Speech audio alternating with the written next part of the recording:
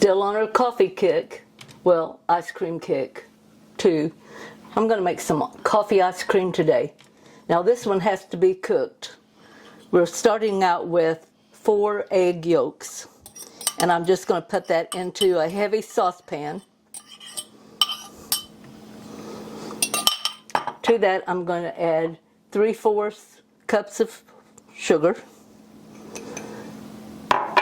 and 1/4 teaspoon of kosher salt.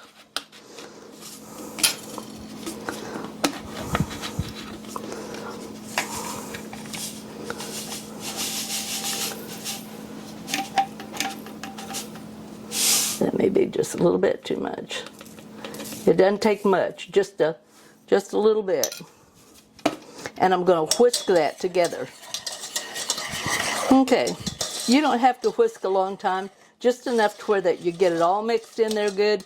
Be sure you get in your corners of your pan. And then to that I'm going to add 1.5 cups of half and half.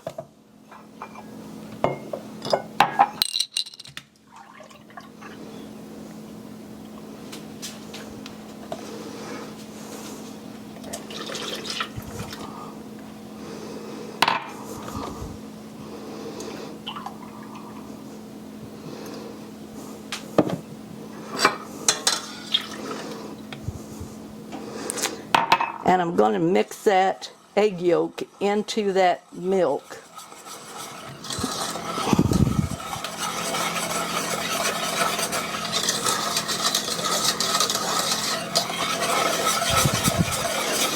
Get that all mixed in nice and smooth. And now we're going to add our heavy whipping cream. And we're going to put 1.5 cups of it into our mixture.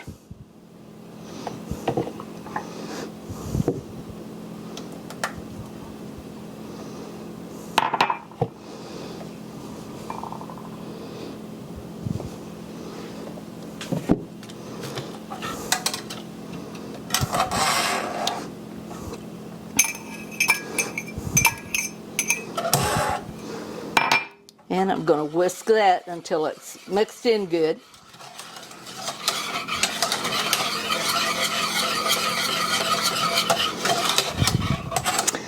I have here espresso powder. Now you can use the espresso powder or you can use instant coffee.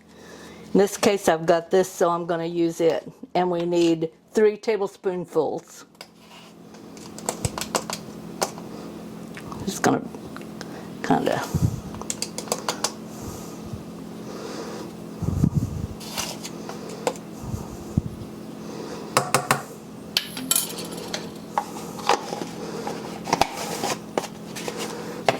and 1 teaspoon of vanilla.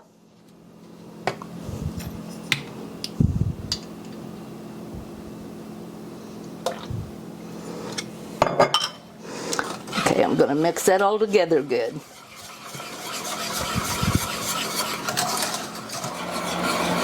Okay, I've got that mixed in pretty good. There's still some on the top that's not mixed in, but that's okay because we're going to turn this on medium heat.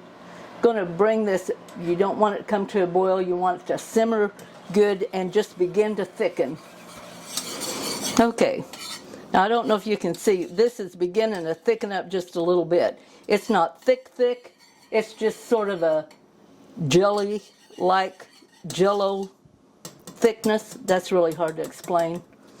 I hope you could see how that is. And now what we're going to do is we're going to strain it into this bowl. And what you're doing is just getting any little particles out of that coffee that may have not mixed in.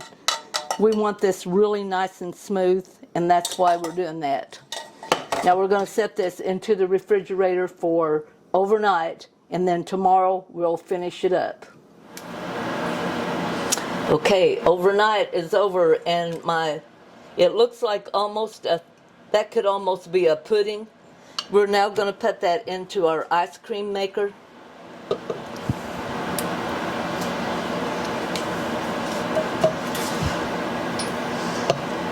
And we're going to just let our ice cream maker churn.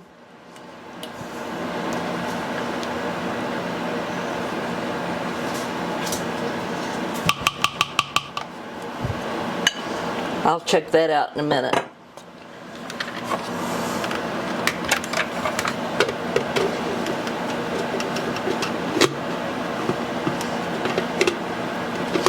This is always the hardest part, is getting that in there to where those little things catch just right. All right, now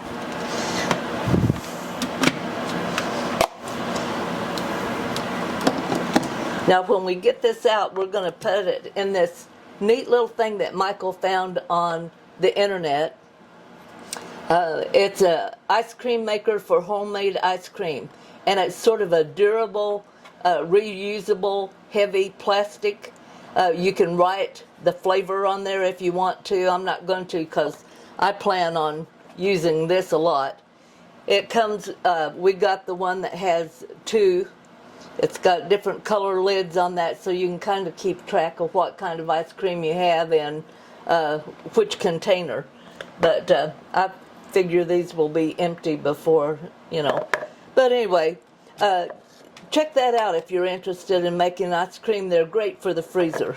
I was really impressed when we got those heavy, heavy plastic lids. They're kind of rubbery. All right.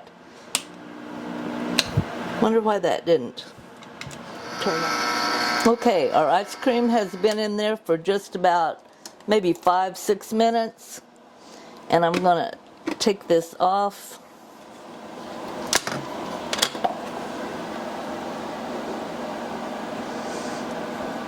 Now our little container here will hold approximately 2 quarts, or that is equivalent to 8 cups of liquid.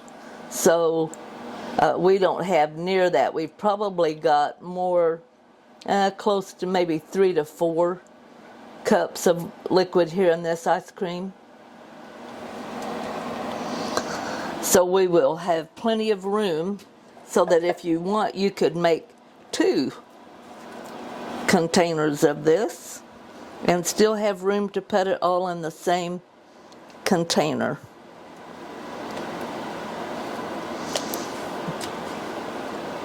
That has begun to set up really good in that little mixer.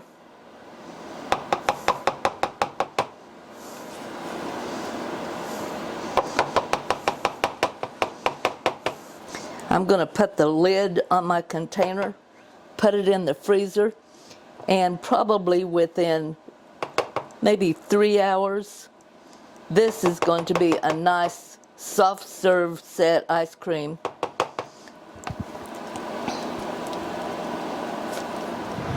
Okay, it's been a couple of hours. Oh, that opens up so nice. Look at that ice cream in there. It's just waiting for me to eat it. It's nice, soft serve. Oh, look at that. Put me a couple of scoops in here.